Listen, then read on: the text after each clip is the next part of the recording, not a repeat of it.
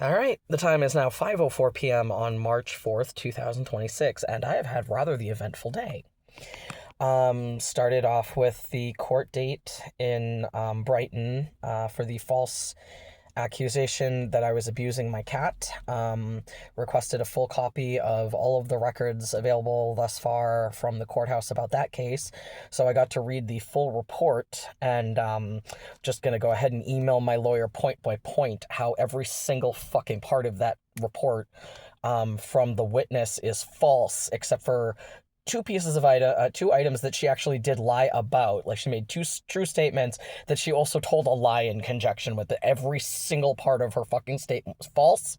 She left off a whole bunch of information. I have proof and a witness to testify to that. It's I just I went to the Quincy courthouse and gathered all of the documentation from there about the four separate cases that I've been involved in since 2023. I went to the Quincy Police Department to request the records regarding wellness checks that have been done for me in Quincy, as more evidence because of I'm filing lawsuits against the Weymouth Police Department, two of their employees in particular, as many of my neighbors as I possibly can. I just, at this point, I woke up and chose vengeance. I'm going to destroy as many lives as possible. Perfectly legally. People want to harass me for being mentally ill and homeless. You will live on the street with me. Or be forced to beg for a place to live from someone else. I am vengeful. I was raised a Christian child to believe in a vengeful Christian God. Jesus is nice. Jesus is the Redeemer. The God himself, God the Father, is a vengeful motherfucker. I've been subjected to religious discrimination, transgender discrimination, and now that I have the records, yeah, no, I can. Here's the documentation that nope, this is just discrimination, harassment, abuse of power by the police, witness intimidation, just all of it, just all of it. So I'm just gonna point by point. Here's everything that this woman lied about in her statement. Here's the proof of that. Here's the witness who can testify to the proof of that. This mentally ill white woman from Utah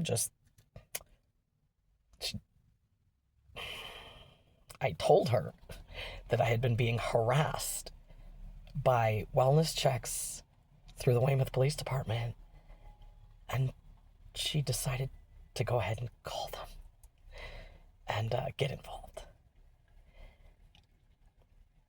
And made just blatantly false statements to them that I can prove are false. Just easily prove. Because people are fucking dumb. Like, I'm already in one active lawsuit that I have everything I need to prove. Yeah, no, here you go. This is just the proof that all this happened. Because people are just so willing to put things into text message. They're so confident that they're going to get away with abusing me. That they're just here, it's just in writing. There's everything in writing.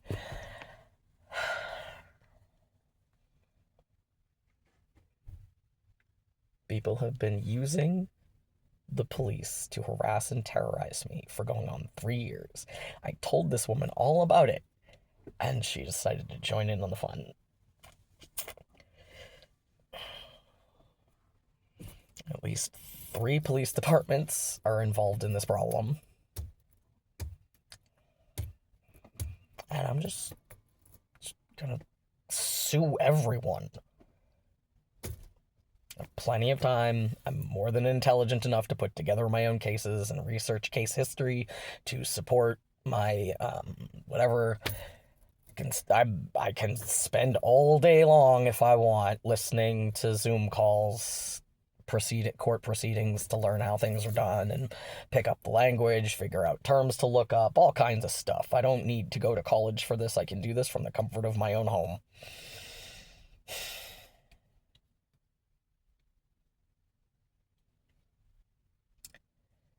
So yeah, today I'm shaking in the Brighton court, and then just very calmly went to the Quincy court, and then to the Quincy PD, and then back to the Quincy court, because, oh yeah, the good news. Chris, definitely alive as of at least 3 weeks ago. He was recently trespassed from a property after 4 nights in a row of passing out in front of the liquor store that he frequents most often and being taken to hospitals. I just came into a different liquor store in Quincy that he doesn't normally go inside of, but he sometimes hangs out in the parking lot of, and will like ask people to go in and buy for him because he's not allowed in there. The woman behind the counter not only told me she has not seen him in a very long time because he doesn't go in there, but also other people are actively looking for him. Like within the last week, like 3 other people have come in and shown her, this one person, his picture, and like we're looking for him. So I'm not the only one who is actively searching for Chris. I hope for his own good.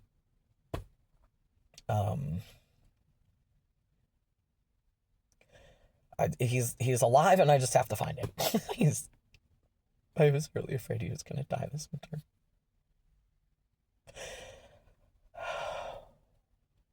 I had to talk to him right before I got arrested again in November. He was locked in a psych hospital at that point because they finally started sectioning him again. Instead of just putting him in the hospital to sleep off the drink and go home,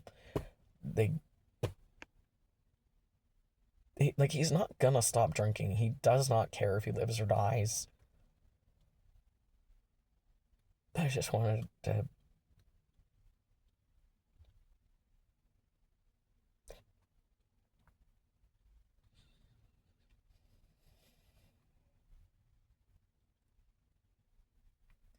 It's a difficult relationship, but we love each other.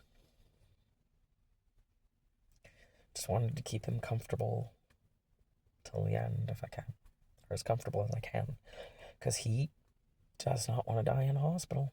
He does not want to be trapped inside. He doesn't want to die, but he doesn't care if he lives either.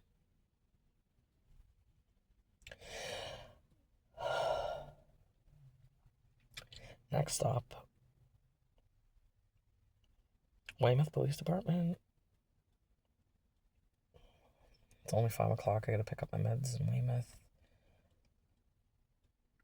Yeah, actually, make sure I go get my meds, and then go to the Weymouth Police Department, and then go to the Braintree Police Department.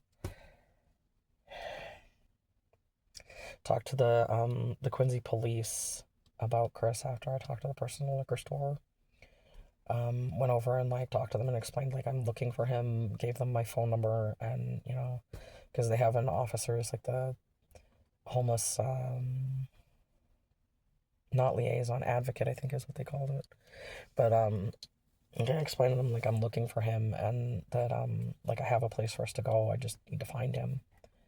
So they took my name, and then I went over to the Quincy Center T station, the Wollaston station. There was a transit officer sitting at the Wollaston station.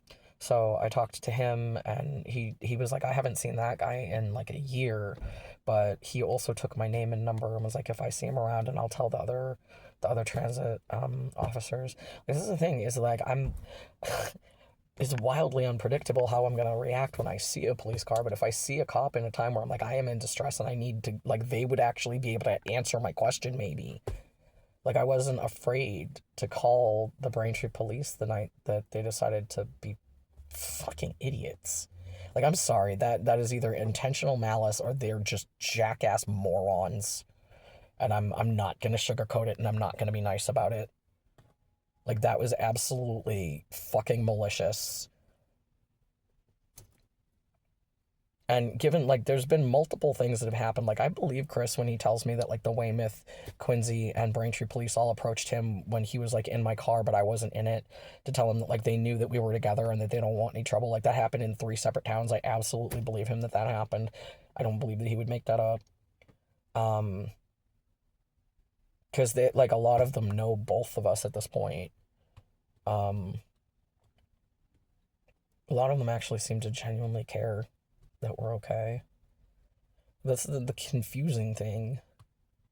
It's like, yeah, all cops are bastards, but some of them also do actually care about us. It's confusing. Like that's what's really fucked up to me about a lot of this is that like the police are trying to use my online presence against me. In like the last 6 years, I've been talking over and over again about like how my mental health is all like fucked up at this point because of people using the police to terrorize me,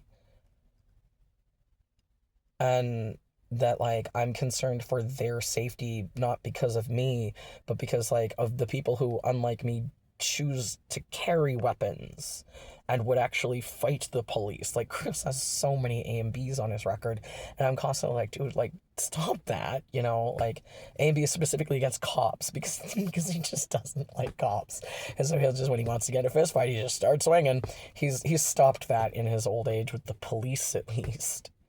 But when he was younger, he was constantly getting into fistfights with cops, apparently.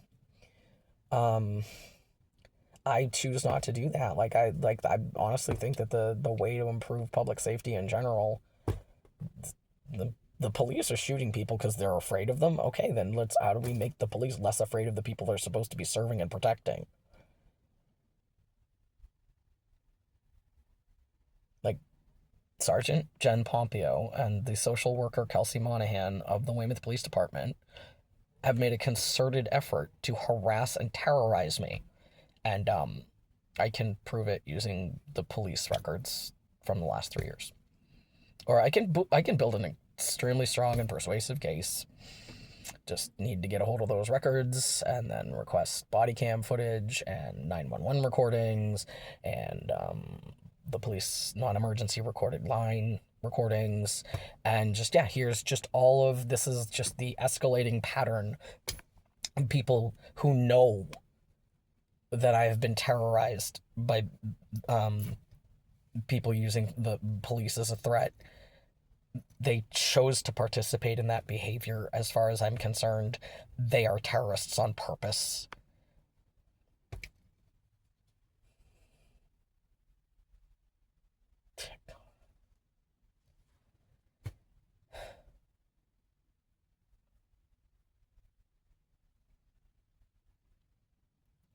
Not all men, it's not all cops.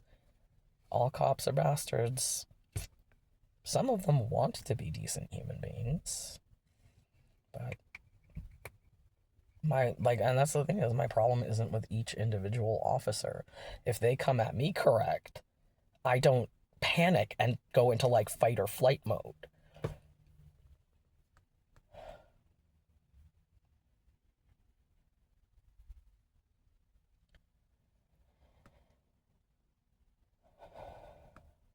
Thinking about the night on the bridge, I was so sure they were going to shoot me. I was so afraid to let go of that bridge. I was sure they were going to shoot me. And now, yeah, the court in Brighton, the police are reporting, like, yeah, I demanded that the officer shoot me. Yeah, that's where I'm at. Shoot me instead of take me to a hospital. That's where I'm at. That's how traumatized I am. That's how badly I don't want to go in a cage. And people are just not just even being allowed. I'm pretty sure they're being encouraged to do this. And that's the thing, is I told that Francis woman all about how I'd been being harassed in my town. She wanted my cat. She reached out to the sergeant.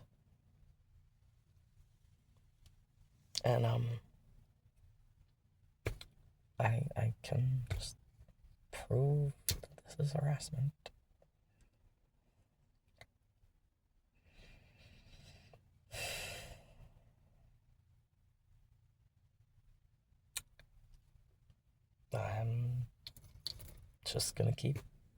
I'm just gonna keep standing up for myself, and by proxy, absolutely everyone else.